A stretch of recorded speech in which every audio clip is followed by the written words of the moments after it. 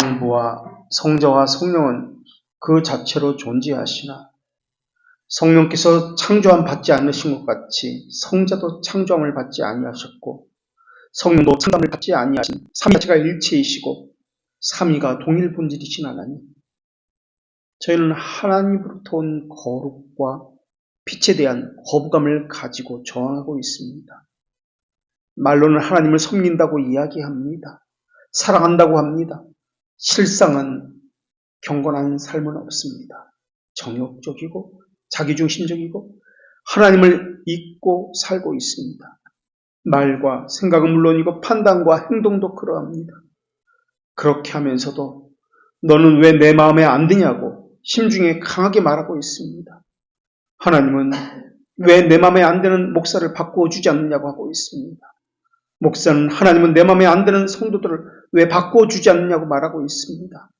왜 저희는 하나님의 마음에 들지 않고 다른 사람을 향해서는 내 마음에 들어야 한다고 말하고 있는 것입니까?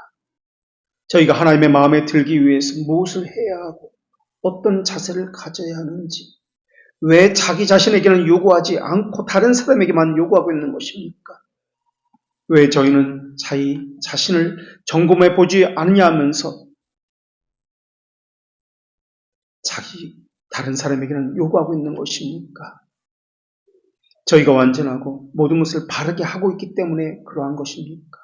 아니면 눈이 가려워져서 자기 눈에 있는 들본 보지 못하고 다른 사람 눈에 있는 티끌만 보이기 때문에 그러합니까? 저희는 회개를 해도 개괄적인 회개에 만족하고 구체적이고 실질적이고 개별적인 회개는 낱낱이 하지 않고 있습니다. 다른 사람이 변화되기를 생각하면서 왜 자기 자신의 변화에 대해서는 기도하지 않고 있는지 모르겠습니다. 먼저 자신의 죄를 슬퍼하고 혐오해야 하는 것 아닙니까? 그런데 저희는 거꾸로 다른 사람의 죄는 혐오하면서 다른 사람의 흠과 결점을 붙들고 미워하면서 그들의 죄가 고쳐지기를 바라고 있습니다. 저희 삶이 하나님의 거룩한 본성과 정의로운 법의 정반대가 된다는 것을 알면서도 왜 의식하지 못하고 하나님이 없는 사람들처럼 실천적인 무신론자들처럼 살고 있는 것입니까? 저희는 왜 무의식적으로 하나님께 저항하고 있는 것입니까? 왜 저희는 저희에게 주신 하나님의 은혜를 저희 안에서 부축했는데 부지런하지 않고 죄와 안목의 정욕과 이상의 자랑을 위해서는 왜 그래도 부지런한 것입니까? 저희는 거기에 더해 말씀을 들어도 성령님의 특별한 활동이 없어도 사람이 무엇을 할 수 있다고 생각하면서 가르침이나 강설도 사람의 지식에서 나왔다고 생각하고 있습니다. 그래서 저희는 하나님에게 의존하는 것이 아니라 사람에게 의존하면서 저 사람, 저 목사는 저렇게밖에 왜 말할 수 없을까라고 하고 있습니다. 성령님만이 사람을 변화시킬 수 있는데 심령마다 하나님의 은혜를 주시는 것이 하나님의 사역이신데도 저희는 하나님께서 어떤 존재인지 생각해 보지도 않고 사람이 사람을 변화시킬 수 있다고 생각하고 있습니다. 하나님의 노함을 일으키는 것이나 성령님을 슬프게 하는 것이나 성자 예수 그리스도를 부인하는 것이 있어서는 안 되는데 저희는 무의식 중에 그렇게 하려고 시도하고 있습니다. 주님이시여, 저희를 막아주시옵고 울타리를 둘러서 저희를 제한하여 주시옵소서. 율법과 의무가 무겁다고 강압적이라고 하는 사탄의 속임에서 벗어나게 하여 주시옵소서. 그래서 말씀에 대한 기뻐하는 순종이 있게 하여 주시옵소서. 말씀의 울타리를 쳐주시옵소서. 유일한 산성과 방패가 되시는 예수 그리스도의 이름으로 기도합니다. 아멘. 하나님께서 우리에게 주시는 말씀, 사도행전 26장 28절의 말씀을 봉독합니다. 하나님의 말씀을 경청하십시오. 아그리빠가 바울에게 이르되 내가 적은 말로 나를 권하여 그리스도인이 되게 하려 하는도다. 아멘. 많은 사람들이 위대한 신앙 고백을 하고도 실상은 유사 그리스도인의 머무는 이유에 대해서 네 가지로 말씀드리고 있습니다. 첫째 이유는 자신의 진실한 상태를 모르기 때문에 그렇습니다.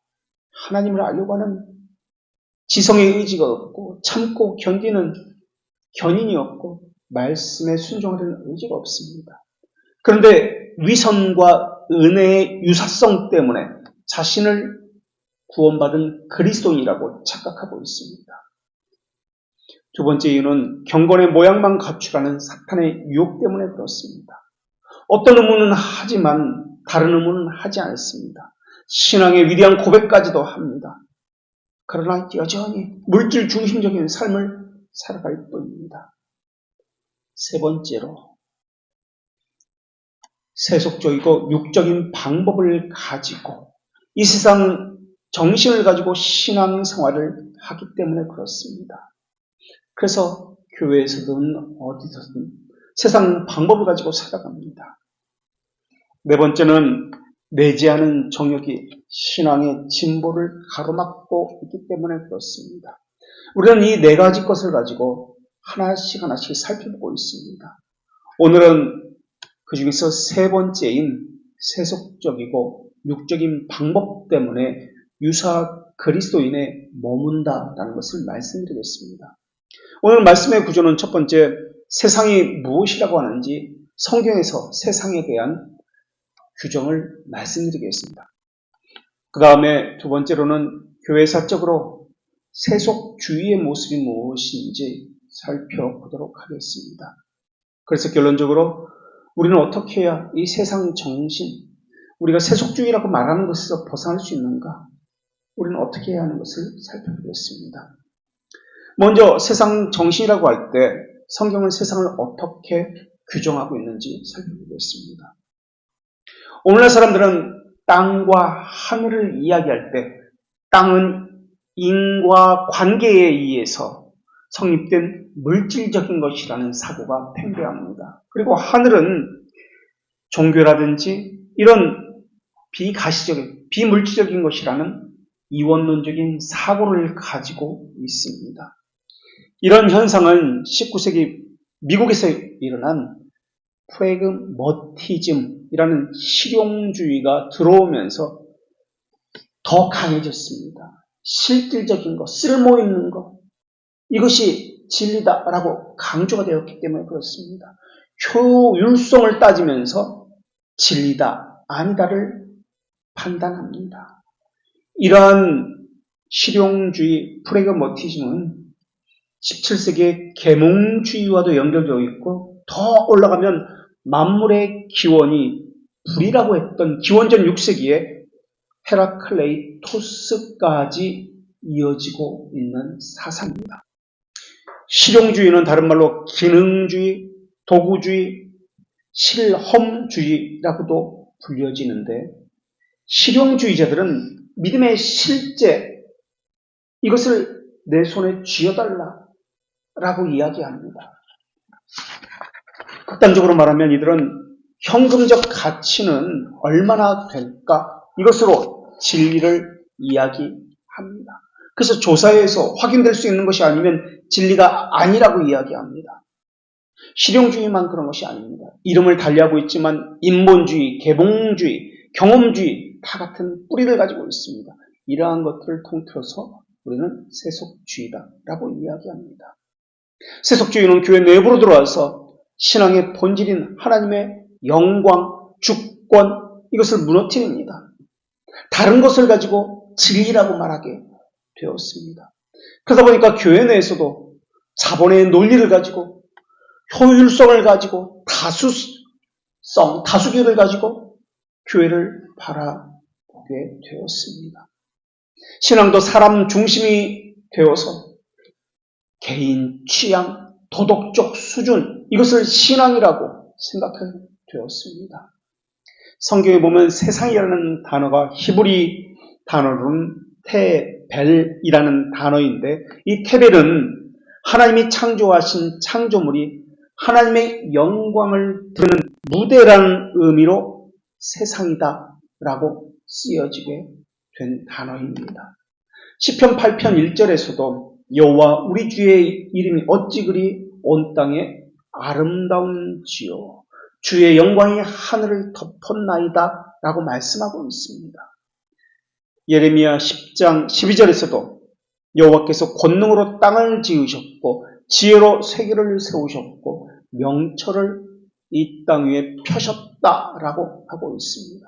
그러니까 히브리적 구약의 배경에서의 세상이라는 개념은 하나님과 분리된 곳이 아니라 하나님의 영광과 하나님의 주권이 드러나는 장소로서 세상이라 불리고 있다는 겁니다. 신약에서의 세상이라는 단어는 두 가지 단어로 신약에서는 사용하고 있는데 첫 번째 단어는 코스모스라는 단어입니다. 그런데 이 단어는 원래 성경적인 단어가 아닙니다.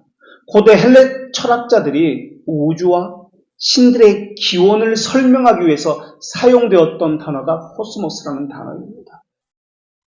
그런데 이 헬라 철학적인 이 세속적인 단어를 성경에서 차용해서 신약성경에서 차용해서 사용했던 겁니다.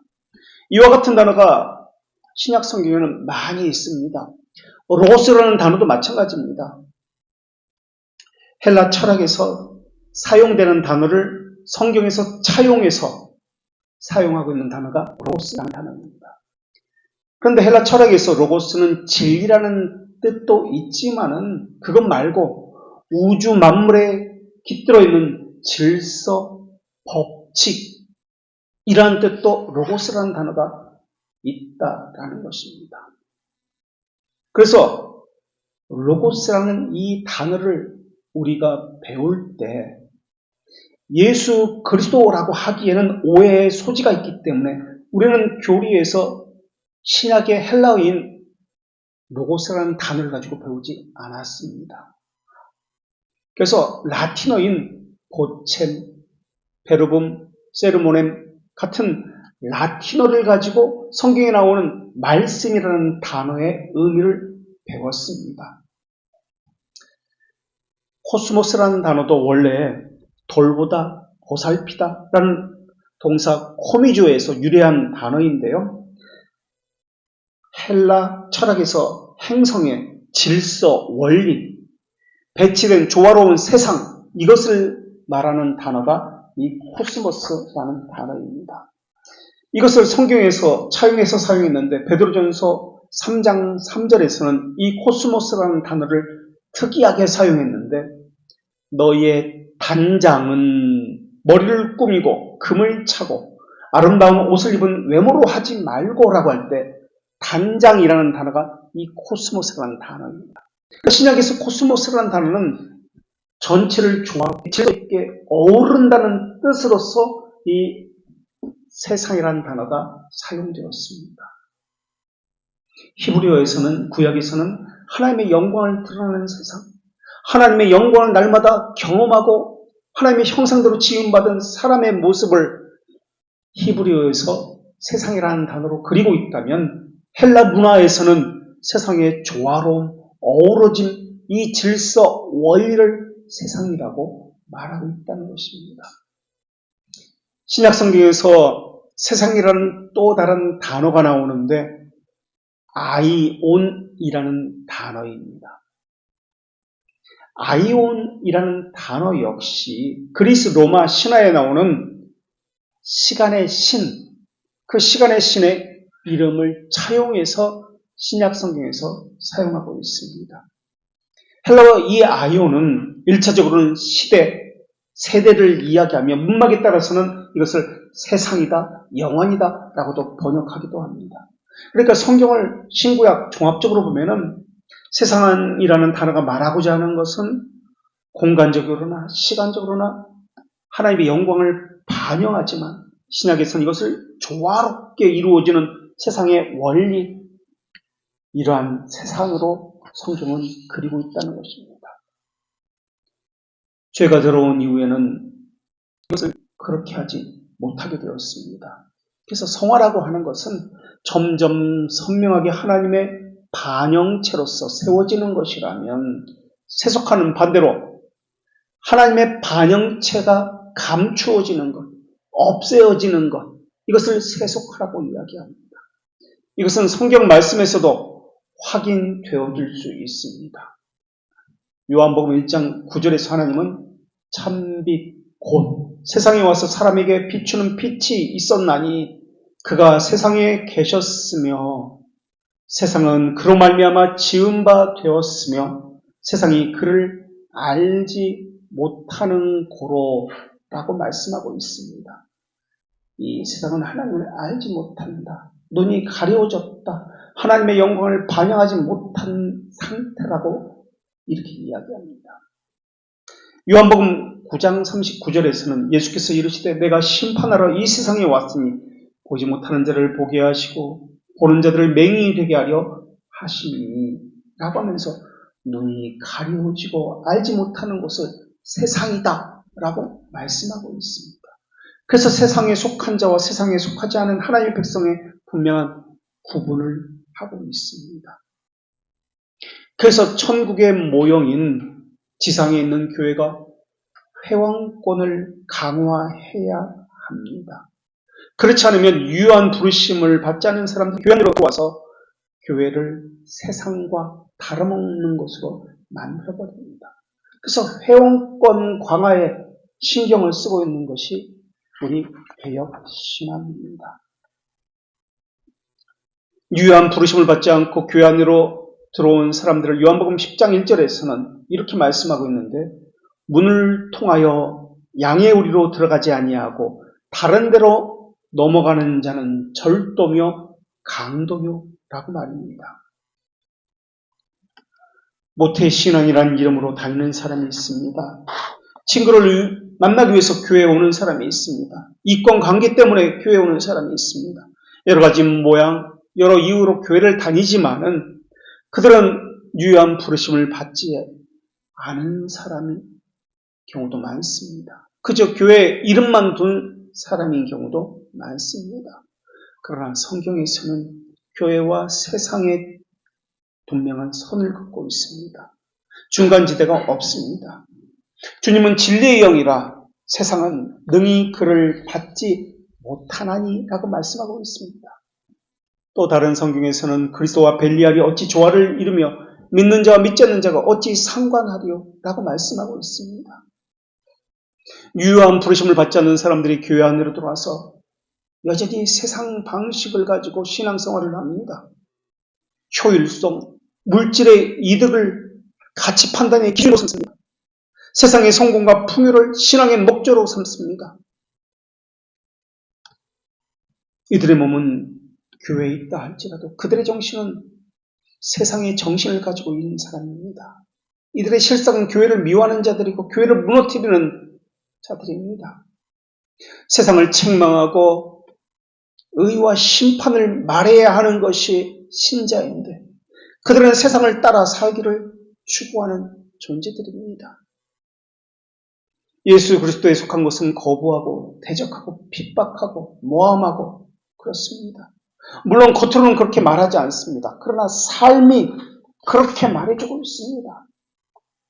그들이 하는 세상을 향한 사랑은 무분별합니다. 충동적입니다. 그런데 충동적이 이전에 충분히 숙고한 후에 하는 경우가 더 많이 있습니다. 자기 목적 달성을 위해서 계획적으로 하는 것입니다. 직업을 선택함에 있어서 무엇을 함에 있어서 그들은 말로는 하나님의 나라를 생각합니다라고 이야기한다면 하고 있지만은 정말 하나님의 나라를 생각하고 있다면 모든 것에서 우선순위를 그렇게 하지 아니할 것입니다. 성경이 말하는 세상은 거듭나지 아니한 인간의 선천성을 이야기합니다. 교회 일을 한다. 하나님의 나라를 위한 일을 한다고 하지만 그 사람의 선천성이 변하지 않는다면 그 사람은 어디서 무슨 일을 하든지 마찬가지입니다. 그 일 자체가 세상적인 것이요 세속주의입니다. 성경에서 세상이라고 하는 말은 영역과 시대를 모두 포함해서 그곳에서 육신적인 일을 행하는 것을 이야기합니다. 그래서 하나님은 육신을 따르는 자는 육신의 일을, 영을 따르는 자는 영의 일을 생각하나니 육신의 생각은 사망이요 영의 생각은 생명과 평안이니라 라고 말씀하셨고 더 나아가서 육신의 생각은 하나님과 원수가 되나니 육신에 있는 자는 하나님을 기쁘게 할 수 없다고 말씀하셨습니다. 그리고 누구든지 그리스도의 영이 없으면 그리스도의 사람이 아니라 라고 말씀하셨습니다. 그렇기 때문에 교회에 다닌다는 것만으로도 그리스도인이라고 부려서는 안 될 것입니다. 오히려 그런 사람들에게 열심이 있고 열정이 있다면, 하고자 하는 의지가 있다면 그들의 열심과 의지는 교회를 무너뜨리고 교회를 세상과 동일하게 만드는 사단의 회당이 되게 만들 것입니다. 주님은 어두운 세상에 빛을 비추기 위해서 이 땅에 오셨습니다.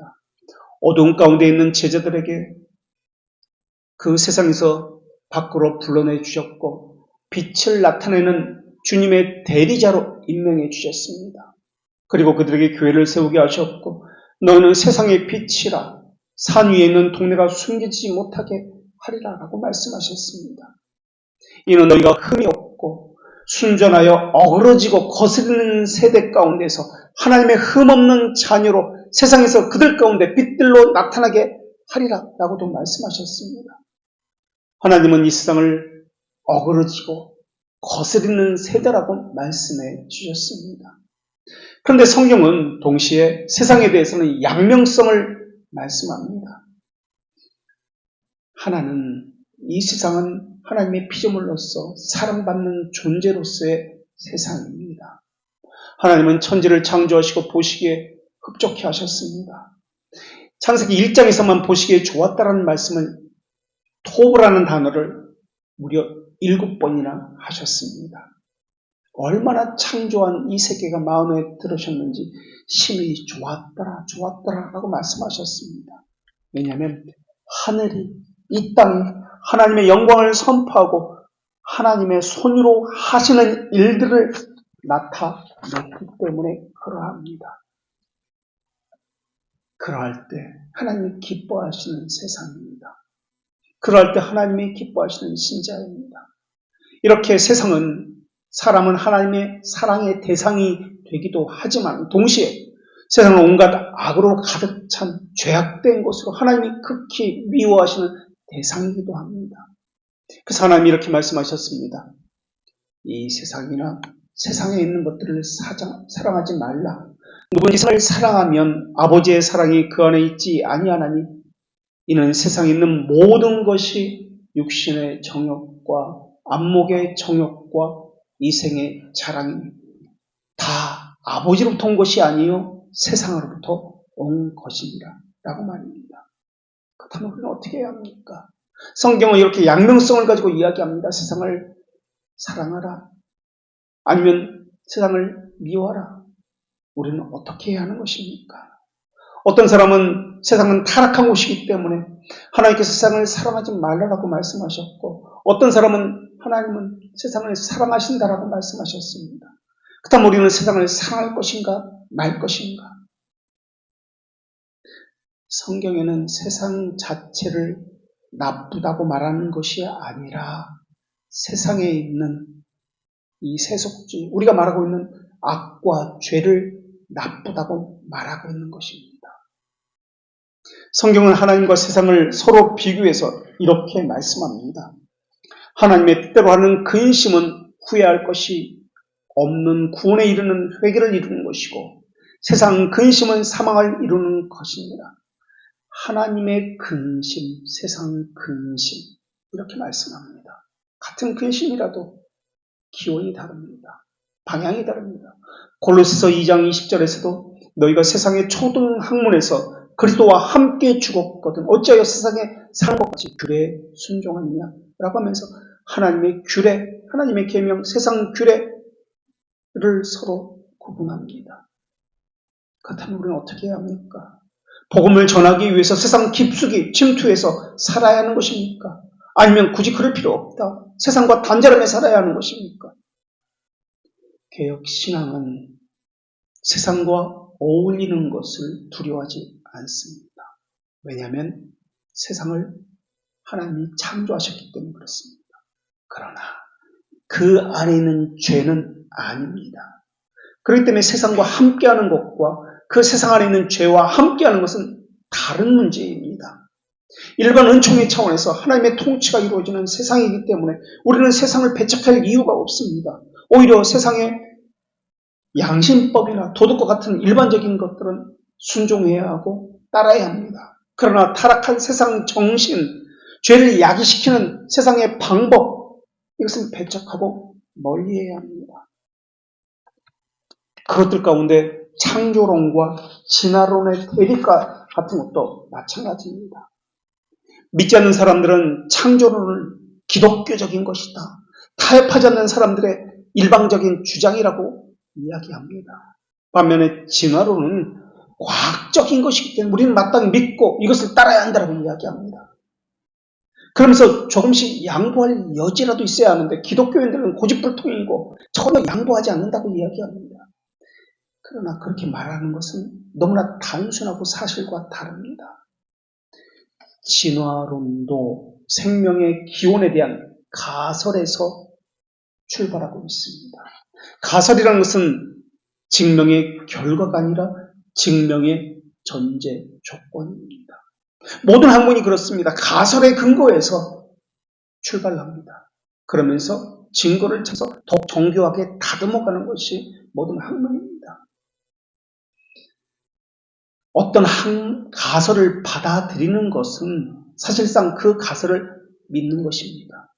믿기 때문에 그것을 인정하고 받아들이는 것입니다. 그렇기 때문에 진화론을 믿는 사람은 이것을 인정하고 이것을 받아들이기 때문에 그렇습니다. 진화론은 과학적이고 창조론은 비과학적이고 종교적이라는 생각은 그렇기 때문에 근거가 없습니다. 진화론은 어떤 가설에서 출발하기 때문에 그렇습니다. 창조론은 성경에 대한 믿음에 근거한 것입니다. 이것은 과학적이고 저것은 종교적이다, 이런 것이 아니라 두 가지 서로 다른 종류의 믿음과 믿음이 충돌해야 한다라고 정확한 표현입니다. 그러니까 기독교와 과학이 충돌하는 것이 아닙니다. 창조론에 대한 진화론적 믿음과 하나님의 말씀에 대한 믿음이 충돌입니다. 기원에 대한 두 주장의 충돌이지 종교와 과학의 충돌이 아니라는 것입니다. 그런데 사람들은 교묘하게 종교와 비과학적인 것과 과학의 충돌이라고 이야기합니다. 그런 인상을 풍기게 만들어서 창조론은 비과학적이다 라고 이야기합니다. 이렇게 속이는 것, 왜곡하는 것, 하나님의 주권과 창조 질서를 부정하는 것이 세상 문화입니다. 그래서 종교를 이야기하면 비진리다, 비과학적이다, 종교와 과학의 대결로 이렇게 몰아갑니다. 세상 정신이 교회 안으로 들어온 또 다른 예는 교회에서 교리 공부를 한다든지 강설을, 설교를 듣는다든지 할 때 자기보다 성경 지식이 뛰어난 사람에게 새로운 지식을 배운다고 생각한다는 점입니다. 그렇게 생각하면 저 사람은 나보다 더 지식이 없기 때문에 내가 해도 낫다는 생각을 하게 되어 있습니다. 이게 세상 지식입니다. 우리는 사람에게서 배우는 것이 아니라 하나님에게서 배웁니다. 사람의 말로 듣는 것이 아니라 하나님의 말씀으로 듣습니다. 그런데 교만한 사람은 사람의 말을 듣기 때문에 자기가 하면은 더 낫겠다, 자기가 말을 하면 다른 사람을 변화시킬 수 있겠다라고 생각합니다. 그런 사람은 하나님이 세우신 질서에 의해서 세워진 직분자에 의해서 전해지는 하나님의 말씀에 대해서 그 말씀을 가지고 성령께서 역사해야만 그 말씀을 받는다는 것을 간구하고 있습니다. 성령께서 역사해야만 변화된다는 사실을 간구하고 있습니다. 그 사람들은 변화시키는 것은 하나님이 아니라 사람의 말재간 지식이다 라고 생각하고 있습니다. 하나님께서 계시하신 것을, 하나님께서 교회에 속한 질서 가운데 세우신 교육지를 통해서 교회와 함께 배워나가야 하는데 그렇지 않습니다. 참된 믿음은 직분자를 통해서 주시는 말씀, 이것을 하나님께서 주시는 말씀으로 믿고 받고 믿고 나가는데 있는 것이 참된 믿음입니다. 참된 믿음은 교회와 별개의 신앙을 갖는 것이 아니라 처음부터 교회와 함께 바른 믿음과 함께하는 것입니다. 그래서 신앙을 배우면 배울수록 어우러지고 편협하지 아니하며 조화를 이루고 구슬이 꿰어지는 것처럼 서로 꿰어지는 것이 참된 신학입니다. 18세기의 계몽 사상가였던 프랑스의 볼테르는 나는 천지의 창조주를 믿습니다. 그러나 구속주 하나님을 믿지 않는다라고 이야기했습니다. 왜냐하면 구속주 하나님을 믿는다고 이야기하면 사람의 죄를 이야기해야 하기 때문에 그렇습니다. 사람의 죄를 이야기하려면 하나님께 사람이 되셨다는 것을 이야기해야 하고 동정녀 탄생이나 부활과 같은 이적을 이야기해야 하기 때문에 그렇습니다. 그래서 계몽주의 철학자가 볼 때 이러한 것들은 기적은 불합리하다고 생각해서 이것은 다 빼버렸습니다. 이적 없어. 비상 섭리 없어. 모든 것이 통상섭리다. 이것이 계몽주의자들의 주장입니다. 물론 일반적으로는 통상적인 섭리만 있습니다. 그러나 비상 시국에는 비상 섭리도 있습니다. 요지는 하나님을 제한하지 말아야 한다는 점입니다. 웨스트민스터 신앙고백서 5장 3항에서도 이것을 분명히 가르치고 있습니다. 하나님은 자신의 정규적인 섭리 속에 수단을 쓰시지만은 자신의 기뻐하심을 따라 수단 없이 그것을 뛰어넘어 그것을 역행하여 사역하는데 자유로운 분이시다. 칼빈은 기독교 강에서도 이것을 설명하고 있습니다. 그런데 사람들은 하나만을 이야기합니다. 그것을 뛰어넘어 그것을 역행해서 하나님은 자유롭게 하신다는 사실을 제거해 버립니다. 그리고 그것을 개혁신앙이라고 이야기합니다. 볼테르는 하나님이 천지를 창조하시고 그 다음에 법칙대로 운행하게 하셨다라는 것을 믿고 있습니다. 동정녀 탄생, 부활 같은 비과학적인 것은 비과학적인 것이다 라고 하기 때문에 믿지 않는다라고 주장했습니다. 그래서 볼테르는 창조와 구속을 분리해서 이야기합니다. 그리고 볼테르는 그 원리, 세상을 움직이는 원리, 법칙을 창조주라고 이야기했습니다. 여기서 우리는 먼저 제가 말씀드렸던 로고스라는 단어, 헬라어라는 단어에 두 가지 의미가 있다고 했습니다. 하나는 진리라는 의미가 있지만 또 다른 하나는 우주를 함정으로 다스리는 법칙이란 원리라는 그런 의미도 로고스에 들어있다라고 말씀드렸습니다.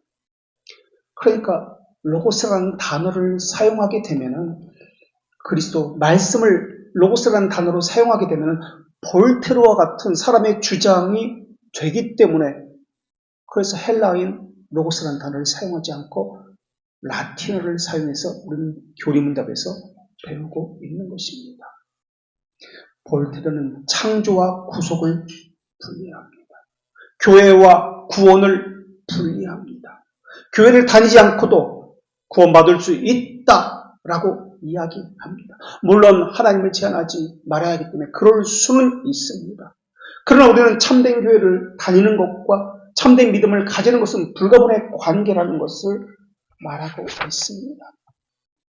참된 믿음으로 부름받은 사람은 교회로 부름을 받습니다. 말씀 사역자들이 전하는 말씀을 통해서 하나님의 말씀으로 받습니다. 이것이 하나님이 우리에게 말씀하신 은혜의 수단입니다. 그래서 거짓된 믿음을 가진 사람은 교회에 오래 남아있을 수가 없습니다. 믿음이 없는 사람도 거기에 오래 머물러 있을 수가 없습니다. 그들은 자기 스스로 여러 핑계를 대면서 상황만 맞아 떨어지면 떨어져 나갑니다. 생명으로 자라는 통로가 없기 때문에 주님이 주시는 은혜를 받을 수가 없기 때문에 그렇습니다. 오래 기다려도 열매를 맺지 못하는 가지는 주님께서 직접 그 가지를 잘라내시기도 하십니다. 볼테르는 창조주를 제1원리라고 이야기하면서 우주의 법칙, 원리를 창조주라고 불렸습니다. 볼테르가 이야기하는 창조주는 인격적으로 교제를 나눌 수 있는 존재가 아닙니다. 그들은 아는 것이 힘이니까 법칙과 원리를 알기 위해서 부지런히 창조주의 법칙을 분석하고 있을 뿐입니다. 그래서 창조주 하나님이라는 단어를 쓴다 할지라도 우리가 말하는 창조주 하나님과 그들은 다른 의미로 사용하고 있습니다. 이것처럼 진화론은 과학이기 때문에 옳은 것이고 창조론은 비과학적이고 종교적인 것이기 때문에 잘못된 것이다 라고 하는 것은 왜곡이고 거짓입니다. 이러한 것이 세상 정신입니다. 세상 정신은 완전히 다른 것이 아닙니다. 조금 덧붙이는 것, 조금 빼어버리는 것을 이야기합니다. 성의 숭배와 같이 무언가를 덧붙이는 겁니다. 예수님 외에 다른 것을 더합니다. 다른 것을 더하면 예수 그리스도의 완전한 유일한 구속을 허물어 드리게 됩니다. 제한된 울타리가 있어야 합니다. 예수 그리스도의 이름으로 가르치는 것도 구원의 근거가 될 수가 없습니다. 병을 고친 것도 마찬가지고 무엇을 보았다, 신비 체험을 했다, 이것도 구원의 근거가 될 수 없습니다. 주님께서 다시 오실 때 주님의 이름으로 가르쳤고 병자를 고쳤다고 이야기하면서 그것을 구원의 근거로 내세우는 사람은 하나님의 나라에서 쫓겨날 것입니다. 구원의 다른 방편을 말할 때 면죄부와 같은 것도 있습니다. 면죄부는 11세기 십자군 전쟁 때부터 시작되었는데 십자군 전쟁에 참여하면은 하나님이 그 공적을 인정하여서 구원받을 수 있게 해주십니다. 심지어 내가 한 공적을 다른 사람에게, 가족에게 넘겨줄 수 있다라고 가르쳤습니다. 사도 바울이 갈라디아 교회에서 복음을 전했을 때 유대주의자가 교회 안으로 들어와서 다른 것을 덧보태는 일들이 생겨났습니다. 없는 것에서 있는 것을 덧보태는 것, 바리새인들이 합니다. 있는 것에서 빼어버리는 것, 사두개인이 합니다. 이러한 것들이 세속주의입니다. 고린도 교회 교인들은 예수님을 믿었지만 말씀의 사역자에게서 그 의미를 찾았습니다. 어떤 사람은 나는 사도 바울에게 세례를 받았다. 그렇기 때문에 난 구원받았다라고 이야기합니다. 어떤 사람은 나는 말을 잘하고 잘 가르치는 아볼로에게 세례를 받았다. 라면서 그게 진짜야, 믿음이야 라고 이야기합니다. 어떤 사람은 베드로를 이야기했고 어떤 사람은 그리스도를 이야기했습니다. 어떤 사람이 좋다, 어떤 사람은 싫다는 사람들에게 사도 바울은 복음이 무엇인지를 다시 가르치기 시작합니다. 우리는 사람에게 의존하는 것을 인효론이라고 배웠습니다. 그것을 거짓 신앙이라고 배웠는데 여전히 우리는 사람을 의존합니다. 성령님을 의존하지 않습니다. 은혜를 주시고 안 주시고는 몫아갈 수 있는 것이 아니라 하나님이십니다. 어거스틴을 보십시오. 웃고 떠들고 길거리에서 노래하는 소리를 듣고 회심했습니다. 신앙의 인물들을 보면 거의 대부분의 사람들 이름 없는 시골의 사역자, 그 설교를 듣고 회심했다는 고백들이 많이 있습니다. 아르미스주의자들은 하나님께서 그리스도 안에서 모든 사람의 구원을 이루어 놓으셨기 때문에 우리가 믿음으로 그것을 받아들이고 완성해야 한다라고 이야기합니다. 예수 그리스도 안에서 온전한 구원이 이루어진다라는 말은 맞습니다. 그것은 진리입니다. 그런데 구원을 이루셨기 때문에 우리가 믿고 받아들이자. 이것은 틀린 말입니다. 우리가 믿을 수 있는 것이 아니기 때문에 그렇습니다. 그들은 사람이 무언가 믿어야, 보태야 하나님의 뜻이 이루어진다라고 말합니다. 그래서 보태기 위해서 교회를 사람들의 감정에 호소하거나 이벤트 회사처럼 프로그램을 돌립니다. 그런 모임, 그런 프로그램을 가지고 그들은 홍보 문구에 할렐루야, 문안드립니다. 예수님의 이름으로 문안드립니다. 라고 자기 교회를 홍보합니다. 세속주의입니다. 이런 방법으로 구원을 이야기합니다. 프로그램이 할 수 있다, 사람이 할 수 있다고 이야기합니다. 그렇게 하면 천국문에 들어갈 수 있다라고 속이고 있습니다. 어떤 사람은 수단을 율법이라고 생각하고 강제다라고 무시하면서 율법과 계명을 이야기하면 속박이라고 생각해서 알레르기 반응을 일으킵니다. 그러나 경건의 수단이 결여되면 믿음은 안전성을 잃어버립니다. 사람의 속성상 금방 절망하고 무너지게 되어 있습니다. 이런 사람을 몰라도 너무나 모르는 사람입니다. 어떤 사람은 수단을 중시하기 때문에 수단의 경건성을 결여해 버립니다. 수단만 가지고 이야기합니다. 수단만 참여하라고 이야기합니다. 이것이 사효론입니다. 수단만 가지고 말하면 안 됩니다. 구원을 잃어버립니다. 그 안에 하나님을 향한 사랑과 경외심이 있어야 합니다. 경건 없는 수단을 무시하는 경건, 둘 다 문제입니다. 이것은 다 세속주의입니다. 선한 옷을 입은 것처럼 나타나는 것들입니다. 이것도 버리지 말고 저것도 버리지 말라라고 예수님께서 말씀하셨습니다. 거룩함은 성실함과 연결되어야 합니다. 수단이 없으면 사람을 방종하게 만듭니다. 그렇다고 지나치게 수단을 강조하면 사람을 미신에 매이게 합니다. 이것의 균형은 하나님의 말씀에서 벗어나지 않는 데 있습니다. 교회의 세속화는 우리 시대만 있는 것이 아닙니다. 교회 역사 가운데 늘 있었던 일입니다. 1740년에 있었던 미국의 제1차 대각성 운동 주역이었던 조나단 에드워드는 교회 안으로 잠입해 들어오는 인본주의와 세속주의를 차단하기 위해서 그 알미니안과 싸우기 위해서 노력했던 사람입니다. 그것 때문에 교회에서 쫓겨난 사람이 조나단 에드워드입니다. 교회의 회원권 강화를 위해서 그렇게 일을 했는데 결국에는 그 교회에서 쫓겨납니다. 20세기 설교자 토저는 교회가 세상과 연합하여 가련한 잡종이 되었다라고 이야기합니다. 그래서 대부분의 신자가 이도 저도 하는 회색지대에 살고 있다라고 이야기합니다. 이렇게 된 이유는 교회의 교훈이 뭐의 교훈이 아니라 세상에 대한 성경의 경고를 받지 않고 살고 있는 신자들로 인해서라고 이야기합니다. 세상적인 그리스도인들이 너무나 부지기수로 교회 안에 들어와 있습니다. 이런 가짜 그리스도인들이 세상의 정신을 가지고 와서 교회를 만들어버렸습니다. 누구든지 그 시대에 태어나면 그 시대의 영향을 받는 것은 물론 당연합니다. 그러나 하나님은 우리에게 너희는 이 세대를 본받지 말라라고 말씀하셨습니다. 로마서 12장의 그 말씀은 현재 명령력으로 사용되어 있습니다. 본받는다는 말은 그 시대의 틀로 찍어낸다는 말입니다. 제품으로서 찍어내는 것입니다. 다른 사람을 추구하는 것을 나도 추구합니다. 다른 사람이 원하는 것을 나도 동일하게 원합니다. 그 사람이 가졌는데 나는 가지지 못했기 때문에 고통스러워하는 것. 그게 그 시대의 틀로 찍혀져 나온 사람들의 전형적인 모습입니다. 그런 하나님의 자녀는 그 시대의 틀에 넣어서 찍혀있지 되어 나오는 제품이 아닙니다. 인륜적인 획일성을 추구하지 않습니다. 다른 사람이 가지 않는 다른 길을 걷고 다른 것을 추구합니다. 이때 다른 길이라고 하는 것은 세상의 정신을 바탕으로 하는 길이 아니라 하나님의 말씀을 바탕으로 하는 길입니다. 그래서 그들의 삶은 고달픕니다. 힘겹습니다.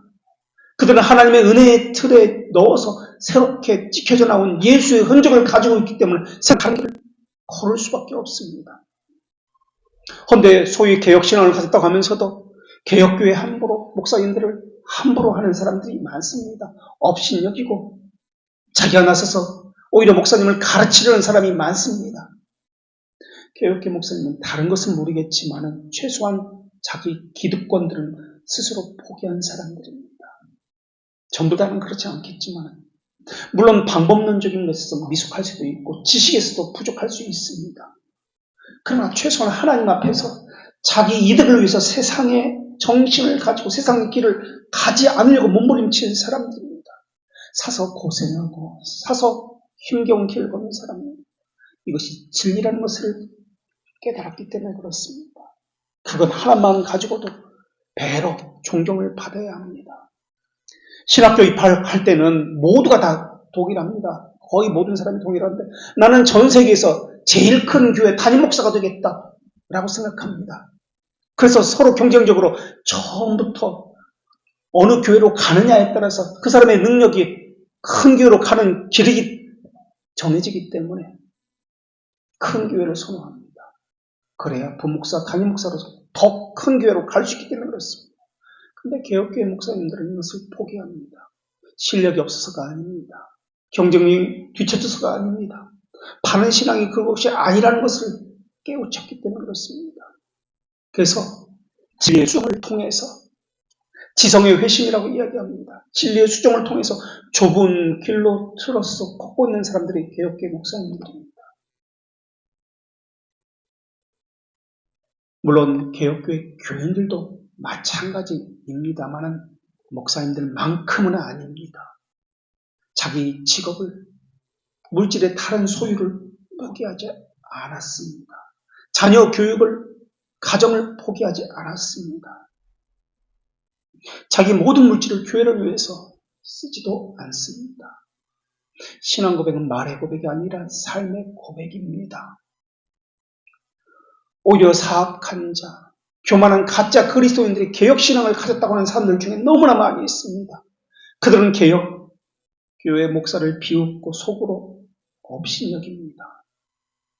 그러한 것을 느낄 때마다 개혁교회 목사님들은 내가 저런 사람들을 보려고 이런 길을 들어섰나? 차라리 큰 교회 가서 지금으로 늦지 않았으니까 돈 걱정하지 말고 살아야지. 집 걱정하지 말아야지. 자녀 학비 걱정하지 말아야지. 노후 걱정하지 말아야지 라는 생각을 하게 됩니다. 그런데 다시 성령께서 깨우치십니다. 거짓과 함께할 수 없다는 것을 깨닫고 돈보다 더 중요한 것이 있다는 것을 하나님 앞에서 알고 다시 하나님 앞으로 나와 서게 됩니다. 교회가 크면 자랑스러워하고 뿌듯해하는 이런 풍조는 어디서 나온 것입니까? 교인 숫자가 적으면 무시되고 그런 풍조는 어디서 나온 것입니까? 물질이 중요하기 때문에 이것을 택하는 이런 풍조는 어디서 온 것입니까? 나는 없으니까 굳이 하지 않아도 된다? 이런 생각은 어디서 나온 것입니까? 그리고 또 신자라는 생각을 하게 되는 것은 또 어디서 나온 것입니까? 이런 것들은 오늘 우리가 살고 있는 이 시대의 정신에서 온 것들 아닙니까? 그런 것에 가치를 부여하고 사니까 바르게 살려고 몸부림치는 목사님들을 그런 교회를 무시하고 함부로 하는 것 아닙니까? 그런 사람들이 교회로 들어와서 저 목사는 내 마음에 안 든다고 불만을 토로합니다. 내가 그렇게 얘기했는데 왜 내가 원하는 그 목사가 안 되냐고 이야기합니다. 자신은 언제 단 한 번 하나님의 마음에 들어본 적이 있는지 묻고 싶을 정도입니다. 신자의 특징은 자기 부인이고 겸손입니다. 이 시대의 틀에 지켜져 나온 사람이 신자로 불리지 않습니다. 그 틀을 부수고 다른 방식으로 사는 사람입니다. 힘들고 고통스럽고 세상과 다른 방식이라 불이익을 당하지만은 하나님의 방식으로 그 세상에서 사는 사람들입니다. 인간의 의지를 강조하는 것을 자연신학이라고 이야기합니다. 로마 카톨릭주의가 바로 이러한 신학입니다. 이런 사상은 우리와 가까워지면 개혁신학 안에 알미안이 있고 초대교회로 점점 올라가면 펠라기우스에게서 나온 사상입니다. 그런데 스콜라주의도 그렇고 아르미니스주의도 그렇습니다만은 아리스토텔레스의 철학을 가지고 특히 아리스토텔레스 철학 중에서 인식론을 가지고 성경을 해석하는 방법을 택한 것이 스콜라주의, 아르미니스주의입니다.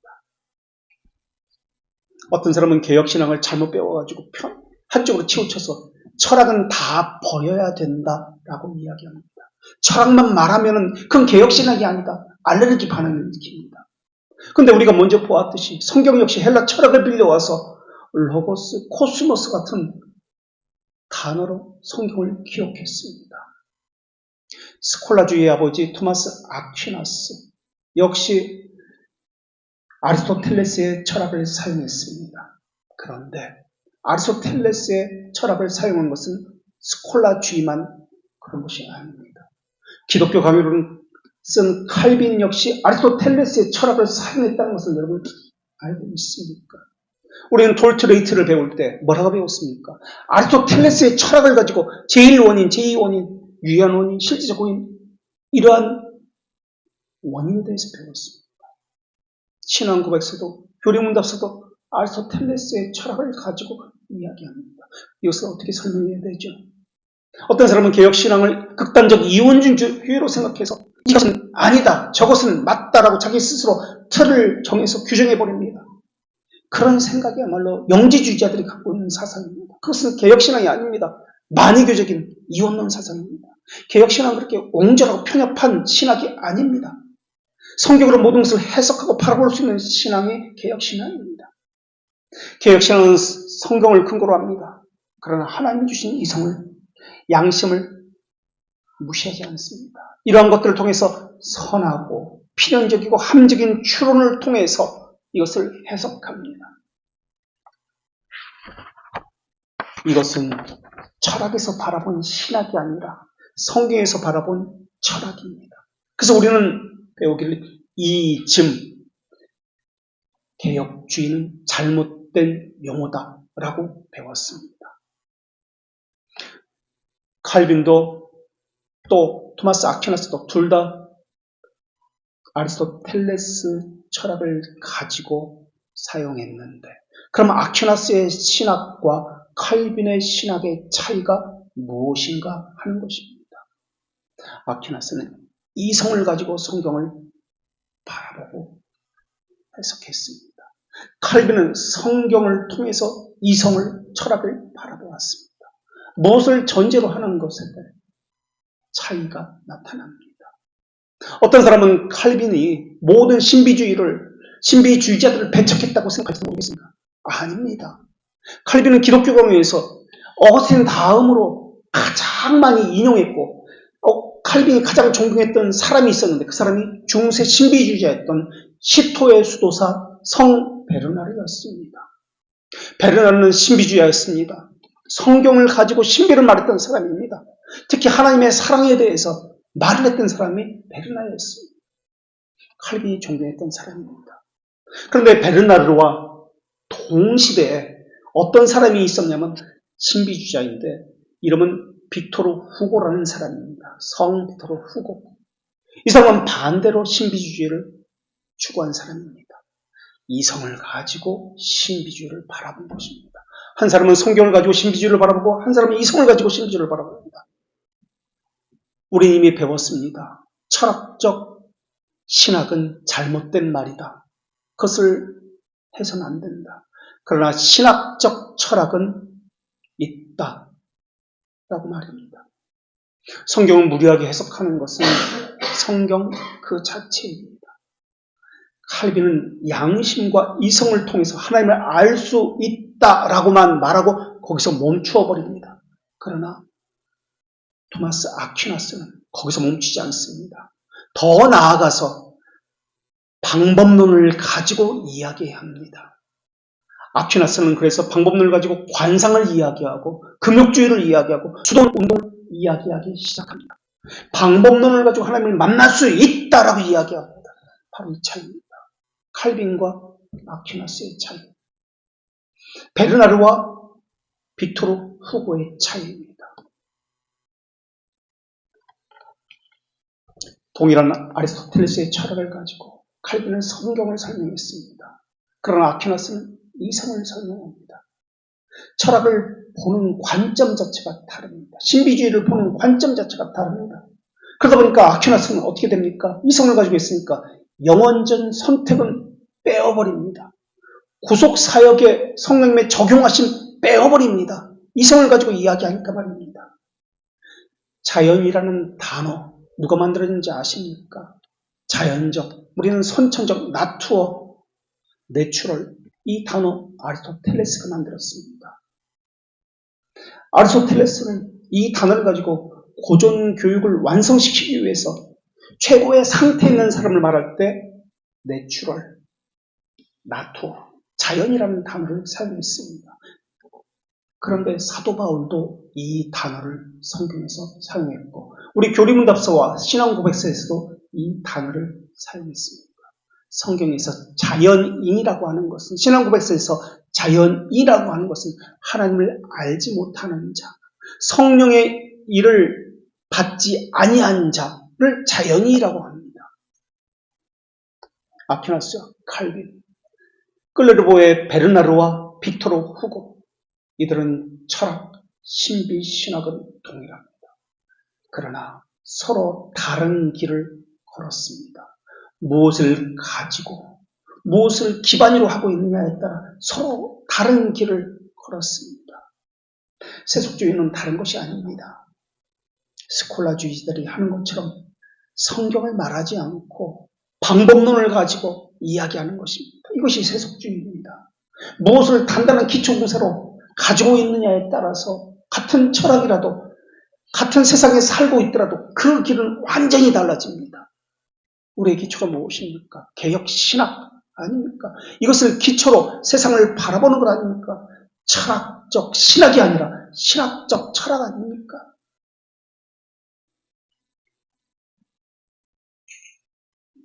그러나 철학도 이성도 세상도 배제하는 신학, 이것은 아닙니다. 우리는 세상을 인정합니다. 철학도 인정합니다. 그러나 그것을 기초로 하지 않습니다. 이것이 우리 개혁 신학입니다. 기도하겠습니다. 혼합한 것도 아니요, 그 본질을 나눈 것도 아니라 삼위 자체가 일체이시고 일체 자체가 삼위이신 하나님, 저희는 인간의 나약함, 이기심에서 비롯된 가장 원초적인 단계의 기도 외에는 할 줄 아는 것이 없습니다. 저희는 저희 자신의 필요를 채우기 위해서만 하나님을 찾습니다.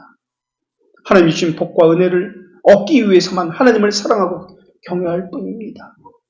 그것이 없으면 하나님을 원망하고 하나님으로부터 멀어져 낭망하고 하나님에게 버림받은 것처럼 하나님 없이 살아갑니다. 하나님을 위해서 하나님을 사랑할 수는 없을까요? 끌레르보의 베르나르의 기도처럼 하나님이 저희에게 선하기 때문에 아니라 하나님 자체가 선하시고 위대하시기 때문에 그 자체로만 하나님을 사랑할 수 없을까요?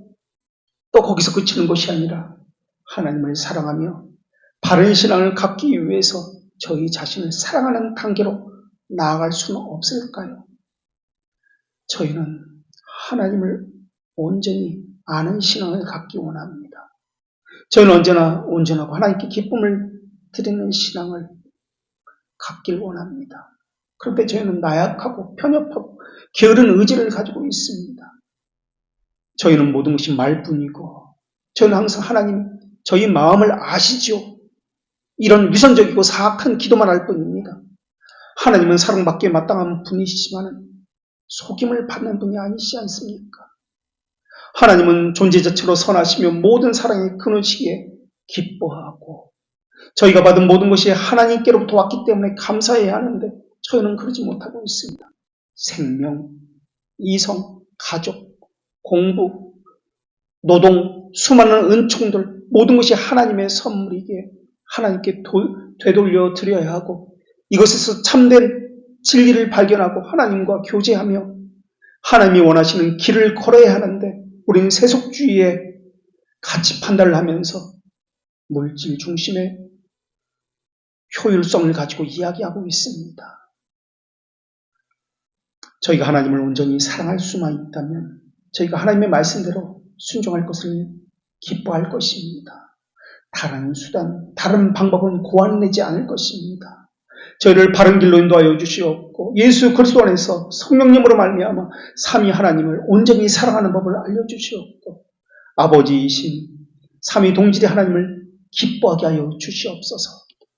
지음을 받았거나 창조된 것이 아니신 성자 예수 그리스도의 이름으로 기도합니다. 아멘.